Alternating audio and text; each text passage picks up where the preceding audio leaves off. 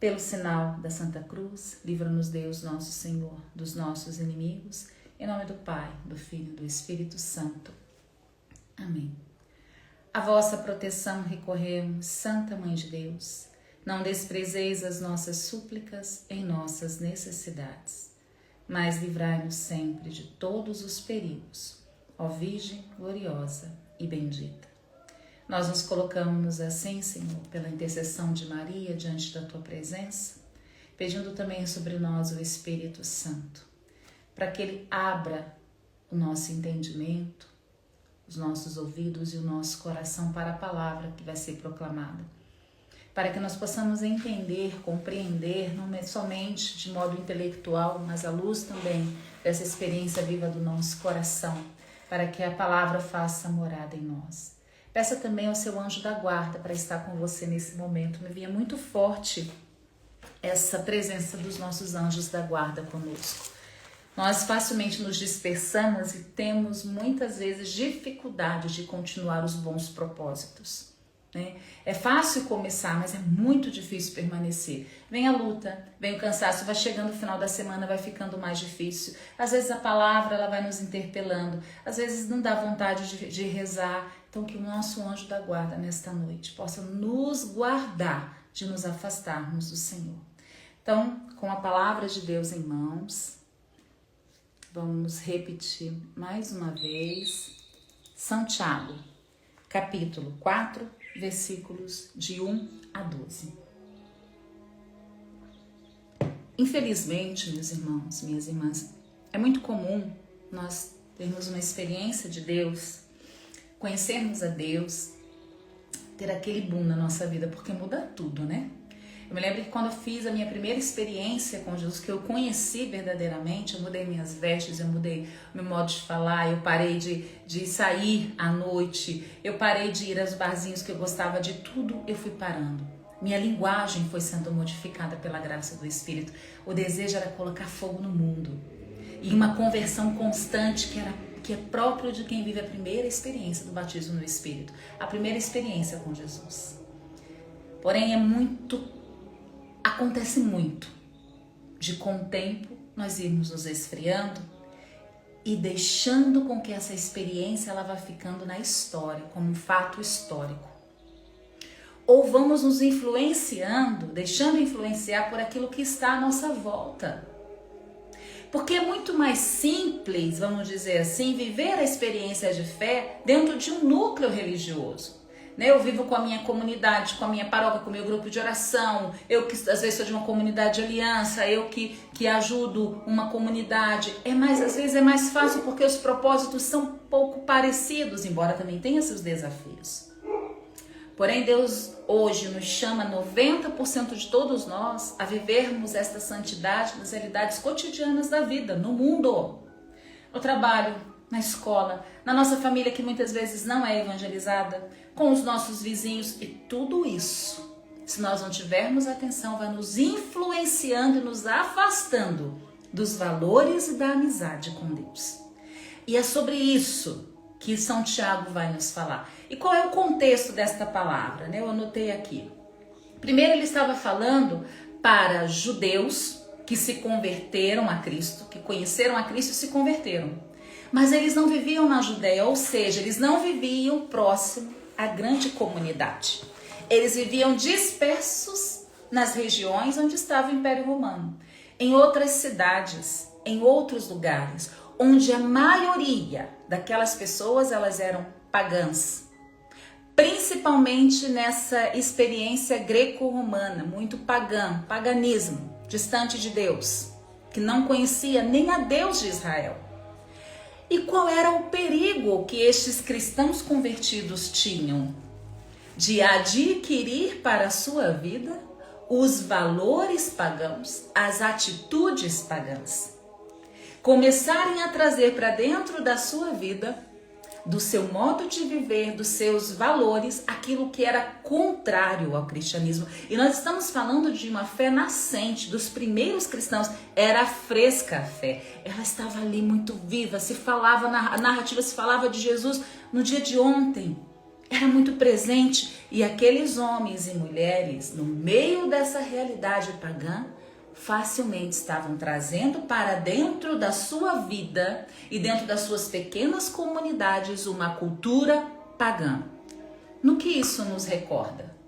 O que isso pode nos fazer perceber de nós no tempo de hoje? E muitas vezes essas influências, elas não podem ser tão diretas, né? Às vezes falar para você, faça isso, haja aquilo, com uma perseguição religiosa. É sutil. São os valores que vão entrando na nossa vida, são atitudes que nós vamos assumindo, que são sutis na nossa história e que nós vamos cada vez mais nos distanciando da amizade com Deus. Um outro ponto, esta comunidade, além de adotar os costumes pagãos e viver uma fé moderada, uma fé água com açúcar, uma fé morna, que vamos recordar que a Sagrada Escritura vai dizer que os mornos serão vomitados, eles começam a trazer isso para dentro das comunidades, eles começam a viver o que entre eles? Inveja, rivalidade, ambição desordenada, disputa de status, de poder, de reconhecimento, religiosidade externa. Porque o que o mundo pagão apresentava para eles era isso. É importante o status, é importante o reconhecimento, é importante aquilo que se vê. Olha o perigo de coisas que parecem que não são importantes, mas que foram aí consumindo aqueles primeiros cristãos que estavam distante do núcleo central da vida comunitária que estava em Judá. São Tiago escreve uma carta direta, papo reto, sem papa na língua, fazendo ali uma exortação. Esta carta, ela é uma exortação. E nesse trecho que nós vamos proclamar agora, é exatamente sobre isso que São Tiago vai falar. De onde vêm as guerras? De onde vêm as lutas entre vós? Não vem daqui, dos prazeres que guerreiam nos vossos membros? Olha o que São Tiago está questionando. De onde está vindo as guerras e as divisões nos vossos corações? A cobiça, de onde está vindo? De dentro de nós. Jesus vai dizer, o que corrói, o que mata o homem não é o que vem de fora, mas é o que vem de dentro. E nós vamos alimentando dentro de nós costumes, hábitos, atitudes que vão destruindo o nosso interior. E sem perceber, nós vamos nos afastando daquele primeiro encontro com o Senhor. Nós vamos tendo atitudes que vão nos afastando do Senhor. E aí, São Tiago vai dizer, cobiçais e não tendes. Olha o pecado da cobiça. Olha o pecado de desejar. O que significa isso? Cobiçar, querer o que não é meu. Desejar o que não me pertence.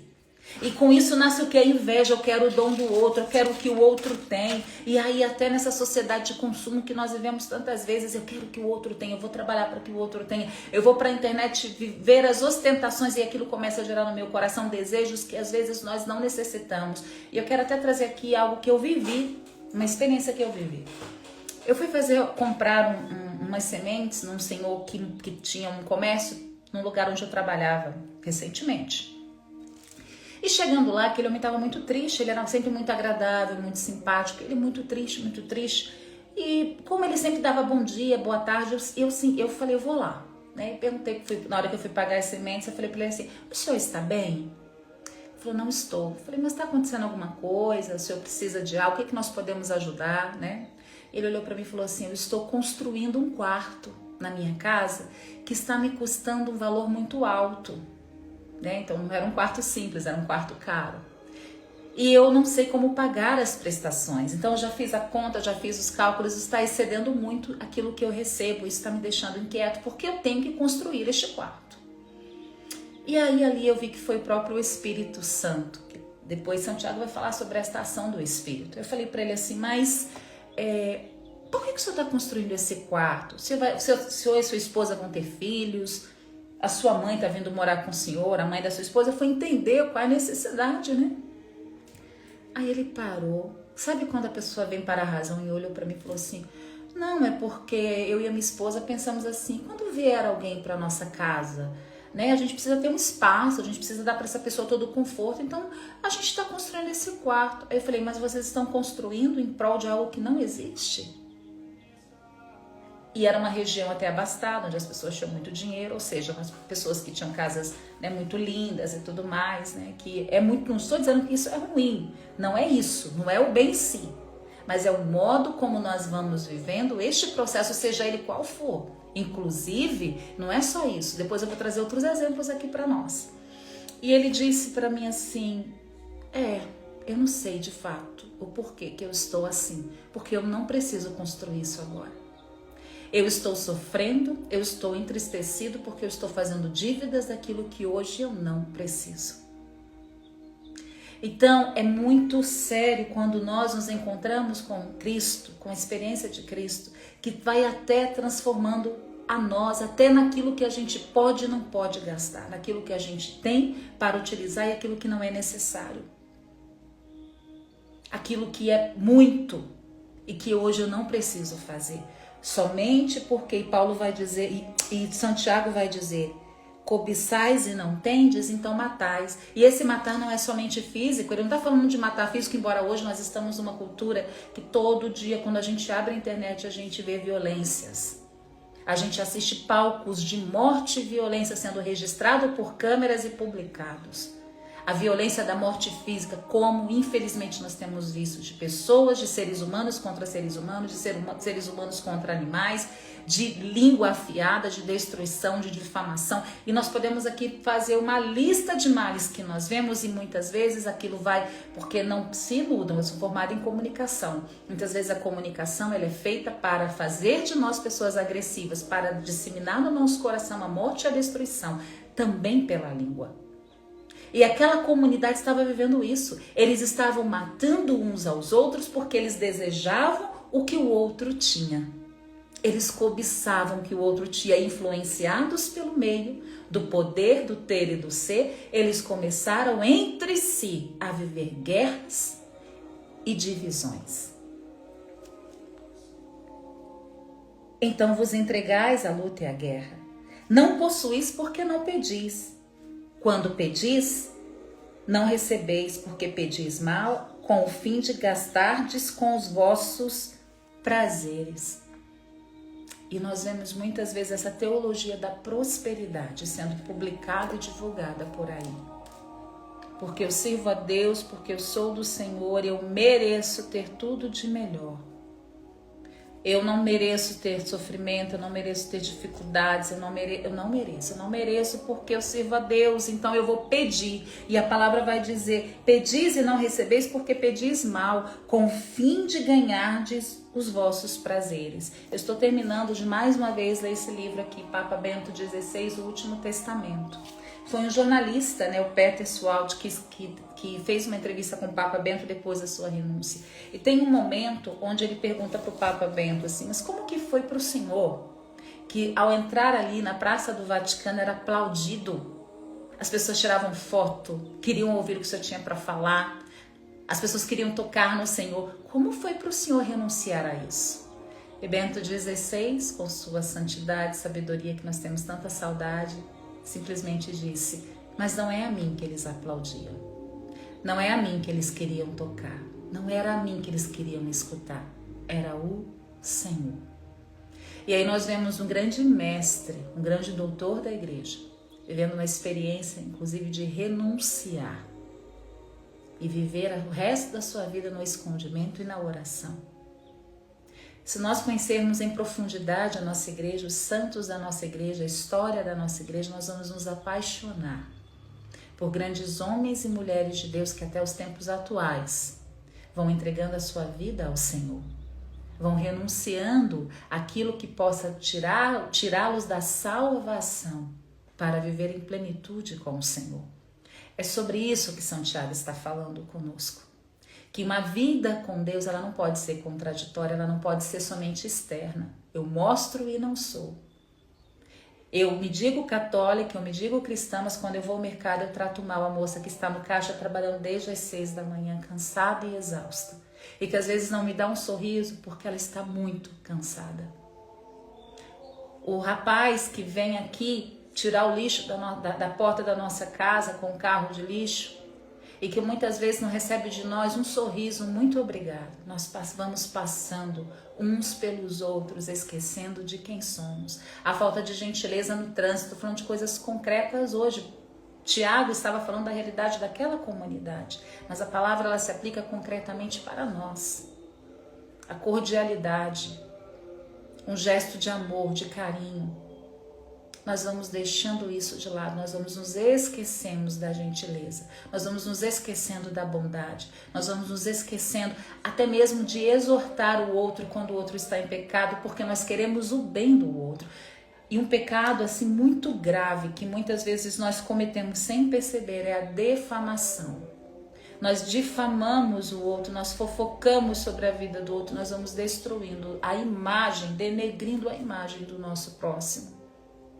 Então, isso acontecia nas primeiras comunidades cristãs. Isso não é privilégio nosso, isso já acontecia lá atrás. E aí ele vai dizer, Santiago, adúlteros, não sabeis que a amizade com o mundo é inimizade com Deus? Olha o que ele vai dizer. O amigo do mundo, ele se alinha com os valores contrários ao reino de Deus. E na Sagrada Escritura, lá no início, no Gênesis, teve alguém que foi chamado amigo de Deus, Abraão, um homem de fé inabalável, desapegado e obediente ao Senhor. Você quer saber as características de um amigo de Deus? Estude Abraão. Vá fazendo ali, levante todos os pontos da vida de Abraão. E um amigo de Deus é um amigo que também tem suas falhas, seus pecados, sua pequenez, porque Abraão também teve. Mas um homem que retomava a todo tempo o seu relacionamento com Deus. A todo tempo, mesmo nas suas fraquezas e fragilidades, Abraão voltava para o Senhor. É isso que um amigo faz. O amigo de Deus, mesmo quando ele percebe, porque nós somos falhos, porque nós somos pecadores. Quando nós percebemos que saímos do prumo, eu vivi isso ontem, depois da nossa live, uma experiência que eu falei, meu Deus, saí do prumo. E hoje eu vivi um dia de oração, pedindo a Deus a graça de reparar, porque existem pecados que precisam ser reparados, uma ofensa que a gente faz com o outro, uma impaciência, uma indignação. Vocês estão entendendo que a santidade, ela está na nossa vida, nos detalhes, e é isso que São Tiago está chamando aquela comunidade a retomar uma vida coerente. Julgais que é em vão que a Escritura diz. O Senhor reclama com ciúme o Espírito que pôs dentro de vós. E é a coisa mais linda essa experiência com o Espírito Santo. Porque o Espírito Santo, ele vai iluminando o nosso coração. Iluminai as trevas do meu coração, Espírito Santo. Ele vai mostrando as nossas atitudes que vão sendo contrárias ao desejo de Deus para nós e para a humanidade, para o nosso próximo. É o Espírito Santo que vai mostrando esse passo aqui, Cris, essa palavra, essa atitude, esse gesto. Até quando a gente comete um pecado, quando a gente fere a Deus, que a gente vai para a missa e não consegue nem comungar de dor no coração, isso é a ação do Espírito. E é isso que São Tiago vai dizer. Vocês, comunidade, ele está dizendo aqui para eles, vocês estão se afastando do Espírito Santo. É por isso que a consciência de vocês está laxa, ela já não se preocupa mais. A consciência laxa, que já não se importa mais se está cometendo pecado, se está em Deus ou se não está. Mas ele nos dá uma graça maior, ele vai dizer, conforme diz a Escritura, Deus resiste aos soberbos. O que significa resistir no dicionário? Resistir, ele se opõe, ele permanece firme, ele não cede aos soberbos. O Magnífica é muito claro quando fala isso para nós. O Senhor, ele resiste, é muito forte. Ele se opõe, ele se permanece firme, ele não se dobra aos soberbos. Senhor, quais são as minhas soberbas? Eu tenho me tornado uma mulher soberba? Senhor, ilumina o meu coração. Iluminai as trevas do meu coração. Vamos pedir isso no dia de hoje. Mas o Senhor dá sua graça aos humildes. Aqueles que reconhecem a necessidade de Deus, que sabem da sua pobreza. Não é como o fariseu que levanta as mãos para o céu e diz, obrigada, Senhor, porque eu sou um homem de virtudes. A Sagrada Escritura não vai dizer que ele agradece a Deus por todos os dons que ele tinha, enquanto o pecador diz: Senhor, eu pequei, eu não sou digno de entrar nos átrios do templo. O Senhor dá a sua graça, e aí é graça mesmo, é presente de Deus para nós. Sujeitai-vos, pois, a Deus, resisti, aí aqui o resistir é para nós, ao diabo, e ele fugirá de nós. Agora o Senhor está dizendo para nós aqui: se oponha, permaneça firme, não ceda. Ele não está falando só de fugir, ele está falando de resistência. Se oponha, vá para o lado contrário, aquilo que o diabo tem hoje se manifestado na sua vida para fazer com que você se afaste de Deus. É isso que a palavra está dizendo para nós. Chegai-vos a Deus, vem para perto de Deus, e Ele se achegará a vós. E aí uma vida de oração, uma vida em comunhão com o Senhor. Se achegai-vos a Deus, e Deus se achegará a vós. Purificai as vossas mãos, pecadores, e santificai os vossos corações. Purificar está limpo, ter uma vida transformada. Santificar o coração é uma transformação interior, que remete em práticas concretas, é uma transformação dentro de nós, onde a nossa vida se torna em ação concreta pelo reino de Deus. Purificai vossas mãos, pecadores, santificai os vossos corações, homens dúbios. Lembra do contexto? Lá atrás, aqueles cristãos de origem judaica que estavam se misturando com o paganismo, trazendo para dentro de casa, para dentro de suas comunidades, aquilo que era contrário aos ensinamentos da fé. Homens dúbios. Antes ele vai dizer adúlteros. Entristecei-vos, cobri-vos de luto e chorai, ou seja, penitenciai-vos, buscai a confissão, buscai o arrependimento. Transforme-se o vosso riso em luto e vossa alegria em desalento, porque esse riso e essa alegria, ela não é fruto do Espírito. É isso que ele está chamando a atenção. Então chore por seus pecados e se confesse, busque uma vida nova. Humilhai-vos diante do Senhor e ele vos exaltará. Não faleis, aqui é concreto agora, não faleis mal uns dos outros, irmãos. Aquele que fala mal de um irmão ou julga o seu irmão, fala mal da lei e julga a lei. Ora, se julgas a lei, já não praticas a lei, mas te fazes juiz da lei. Só há um legislador e juiz, aquele que pode salvar ou destruir. Tu, porém, quem és tu para julgar o teu próximo? E aqui São Tiago está nos dando uma lição concreta. Nós somos chamados a edificar, a testemunhar, a dar a mão. Eu lembro que o Padre Jonas falava muito: eu sou o salva-vidas do meu irmão. Gente, o que um salva-vidas faz? Ele se joga na água para tirar aquele que está se afogando, aquele que está morrendo. Eu sou o salva-vidas do meu irmão. E aquela pergunta de Deus: onde está o teu irmão? Então hoje é muito concreto o que São Tiago está nos dizendo. É uma leitura, de fato, da nossa vida, das nossas atitudes, da nossa conduta. No mundo natural, nesse mundo nosso, e no mundo virtual também. Porque muitas vezes no mundo virtual nós nos escondemos ali e falamos coisas horríveis na internet. Ferimos uns aos outros, nos ofendemos, machucamos. Que nós testemunhemos o Cristo, sejamos irrepreensíveis aos olhos do Senhor. E que esta lista que São Tiago está nos dando venha fazer parte da nossa vida. Aproveitemos o dia de amanhã, que é um dia de penitência e jejum que o Santo Padre, o Papa Leão XIV, nos convocou, para que nós possamos orar pela paz. A paz nessas guerras terríveis que nós vemos, mas também a paz dentro de nós, das nossas famílias e ao entorno de nós. Que nós não façamos guerra, que nós sejamos semeadores da paz. Forte nessa palavra, ela vem como uma flecha no nosso coração. Então que o Senhor possa no dia de hoje, de fato, nos dar essa graça do Espírito Santo, para que Ele nos faça desejar o que Deus deseja. Vem Espírito Santo sobre nós nesta noite, nos fazendo desejar o que Deus deseja.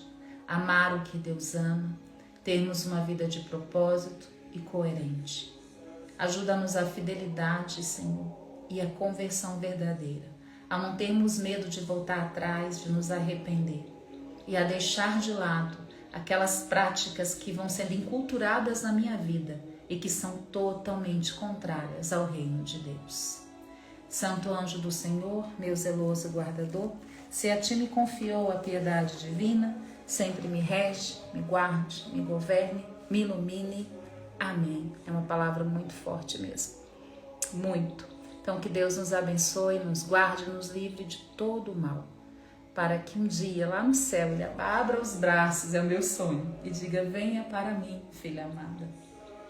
Venha, Cris. É o maior sonho do meu coração, um dia ver Jesus face a face. Então que o Senhor vá moldando a nós, né? Eu preciso tanto ser moldada. Ele sabe o quanto eu preciso ser moldada. Ai de mim, se todos os dias eu não tiver aqui, ó, Sagrada Escritura, se eu não tiver a Eucaristia, se eu não tiver aí um caminho de confissão, de conversão na minha vida, facilmente eu me perco. Mas que bom que o Senhor está sempre aqui para nos chamar de volta. Aproximai-vos dele, que ele se aproximará de vós, é uma promessa. Em nome do Pai, do Filho e do Espírito Santo. Amém. Até amanhã, viu? Às 9 horas da noite, se Deus quiser. Deus abençoe vocês.